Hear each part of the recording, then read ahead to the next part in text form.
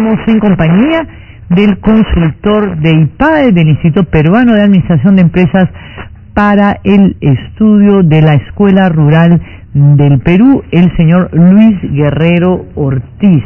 IPAE ha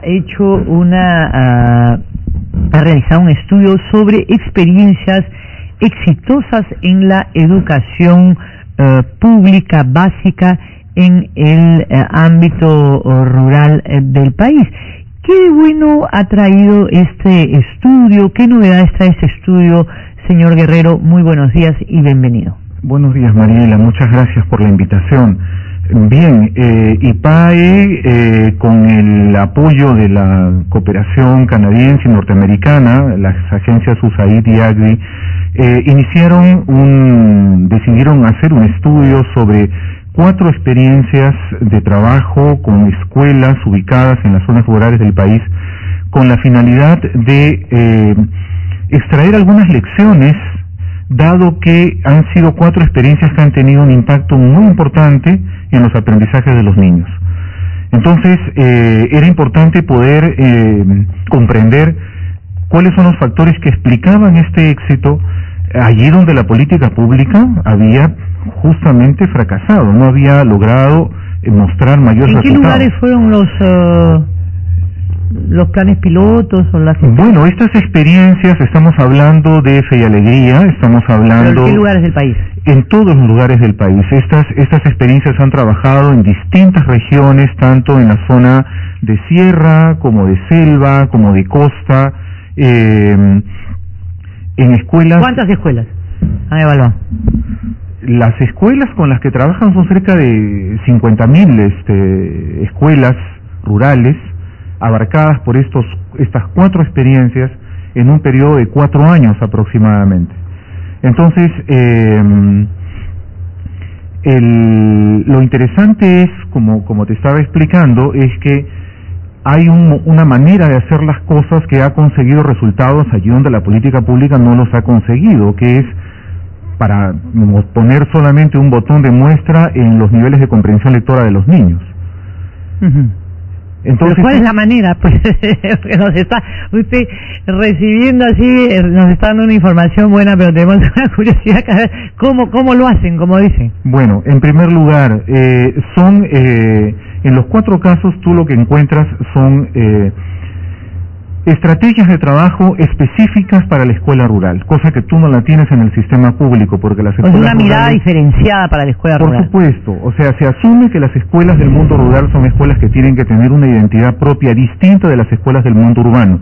Son escuelas que tienen un proyecto educativo propio de la escuela, son escuelas donde el consejo escolar funciona y los padres de familia y los representantes de la comunidad y los profesores y los propios alumnos toman decisiones continuamente sobre la marcha de la escuela. Son escuelas donde los saberes que existen en la comunidad, las experiencias de la comunidad en el campo de la cultura o de la vida productiva, entran al currículo y son aprovechadas por los estudiantes.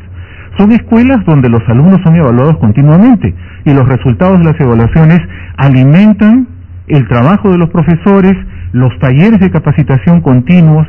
Son escuelas que están organizadas en redes y por lo tanto se encuentran constantemente para intercambiar experiencias. Son escuelas que se visitan unas a otras para aprender de las mejores prácticas de las demás instituciones. Entonces, y son escuelas, sobre todo, Mariela, acompañadas, es decir, que reciben la visita continua de un personal previamente entrenado, que llega al aula a mirar el trabajo de los profesores y a asesorarlos para que puedan aprender de lo bueno que hacen y puedan corregir los errores o las debilidades que muestran en su propia práctica. Ahora, lo que no llego a entender bien, señor Guerrero, es esta, digamos, incorporación de saberes de la comunidad a la a la escuela, la evaluación continua de los alumnos, para que los profesores se retroalimenten de esto y puedan ir modificando sus prácticas escolares, sus prácticas de enseñanza, estas redes de intercambio de experiencias entre las escuelas que forman este grupo, estas visitas, esta asesoría de personas, digamos, ajenas a la comunidad educativa, pero que vienen a aportar, a asesorar a los profesores. ¿En cuántas escuelas se ha realizado este trabajo? ¿En 50.000? No, estas escuelas, bueno, tú sabes que la mayor parte de las escuelas que hay en el país son escuelas unidocentes y multigrados. Acá nosotros tenemos aproximadamente, en conjunto, podríamos decir nosotros que estas se han trabajado con un promedio de 1.000 escuelas. ¿En 1.000 escuelas sí. han aplicado esta metodología o esta manera de trabajar? Así es, si sumamos las escuelas intervenidas por estos 4 proyectos, que son 4 proyectos distintos, que no tienen vínculos entre sí. Pero han aplicado una metodología de trabajo en la escuela intraescolar, un diseño que sí se replica en estas 1.000 escuelas. A pesar que son experiencias, digamos, que tienen abordajes distintos, pero yo te he mencionado lo que son los factores comunes, ¿no? Entonces, esto que yo te he mencionado, tú los puedes encontrar en las 4, ¿no? Es casi como un sentido común. Tal vez lo que funciona es precisamente que hay lo que hace que estas 1.000 escuelas destaquen del resto de escuelas rurales es que hay una atención pues mucho más precisa, más puntual, más cotidiana del educando, del alumno, y que hace que los chicos pues absorban más conocimientos y que hayan profesores vigilantes y que haya una asesoría de fuera. Eso no lo tienen las otras escuelas. Exactamente. Tú tienes, en la otra orilla, tú tienes una escuela rural abandonada, donde la presencia del Estado es mínima, por no decir inexistente. Estas son escuelas acompañadas. Hay equipos profesionales que las visitan, hay equipos profesionales que forman a los profesores, hay equipos profesionales que están... Pero hay una atención. Hay una atención especializada, porque está a cargo de personal competente que trabaja a tiempo completo en beneficio de estas escuelas. Ahora, ¿cómo se podría hacer para que estas 50.000 escuelas rurales existentes pues tengan esta, digamos, atención personalizada que no da el Estado? ¿Y cuál es la primera conclusión que se saca de esta experiencia?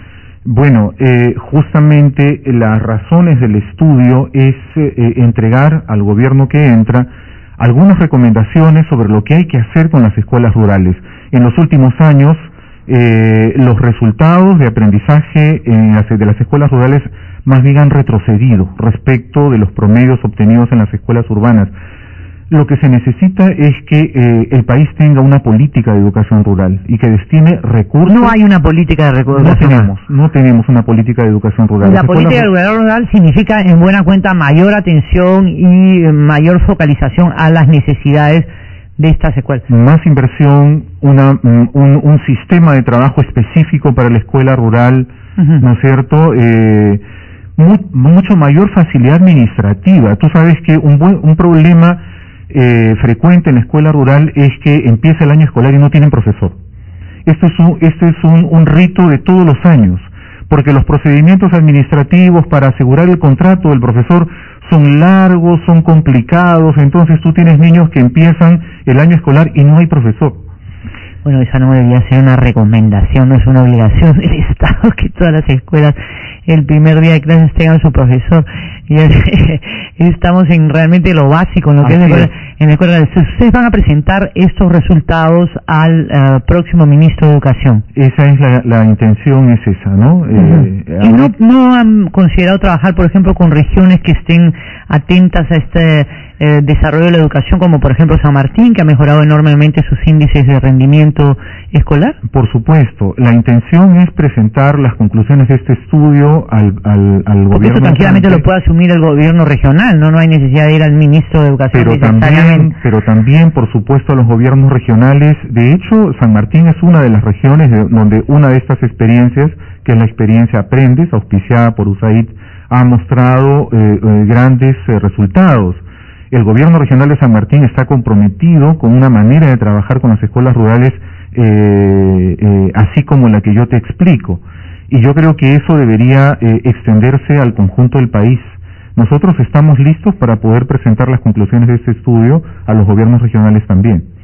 Ahora, ¿qué peso tiene esto que parece ser una cosa que más allá de la atención necesaria, normal, que habría en cualquier país con recursos y con una buena política educativa? Me imagino que en Finlandia, digamos, las escuelas que son rurales o las escuelas que no son de lugares urbanos muy poblados, pues se tienen, ¿no? Lo que parece ser diferente es estas redes de esta asociatividad en el grupo, ¿no? Porque pueden compartir experiencias, pueden tener, digamos, evaluaciones conjuntas, pueden intercambiar problemas, soluciones, etc. ¿Este tema de las redes tiene mucho peso en el éxito? Definitivamente. Los profesores, evidentemente, las redes que se construyen en los 4 casos que hemos estudiado son redes que se construyen desde abajo, es decir, tú tienes que ver en el terreno mismo las escuelas que están relativamente más próximas. A veces las redes que constituye el Ministerio de Educación se hacen mirando el mapa, pero otra cosa es construirlas mirando el territorio. Entonces, se trata de hermanar escuelas que tengan mayor vecindad y propiciar encuentros continuos entre los profesores para intercambiar experiencias, para evaluar resultados, para compartir, digamos, las mejores prácticas de unos y de otros, y también para aprender de sus propios errores. Esto es definitivamente una constante, ¿no? Y la otra es estos asesores, ¿no? Que venga alguien, no que te evalúe, sino que se introduzca en tu problemática, que te pueda brindar consejos o apreciaciones por estar distante de tu experiencia y que que sean provechosas, ¿no? Eso es un factor clave, en los 4 casos eso es un factor clave. El preparar un personal específicamente para que puedan asesorar a los profesores en el terreno. No con un ánimo evaluatorio, punitivo, sino con un ánimo de colaboración. Así es. Tampoco se trata, digamos, de llegar al aula, poner al profesor en una esquina y hacer tú la clase para que te vean cómo es que se hace la clase de manera correcta. Porque tú lo que no tienes que rebajar al profesor, al contrario, le tienes que dar confianza. Y ese profesor comete errores, pero también hace cosas bien. Entonces, la función del asesor es mostrarle lo que hace bien y también señalarle sus errores. Bueno, muy interesante. ¿Van a publicar ustedes este estudio en algún momento, señor Guerrero? Sí, en efecto, hemos tenido una presentación el día de ayer, el día viernes en el Country Club, a un grupo de expertos en educación, pero la publicación está en ciernes y cuando esto ya se lance, me imagino que tendremos una presentación más amplia. Que será beneficiosa para la comunidad educativa peruana. Hay tanto, y ya no me voy a poner muy vallejiana, pero hay tanto por hacer en el Perú, más allá de pequeñas acciones para el beneficio personal de algunos, que la verdad es que uno piensa a veces que se pierde demasiado el tiempo. Gracias al señor Luis Guerrero Ortiz, consultor de IPAE para el estudio Escuela Rural del Perú. Muy buenos días. Gracias, Mariel.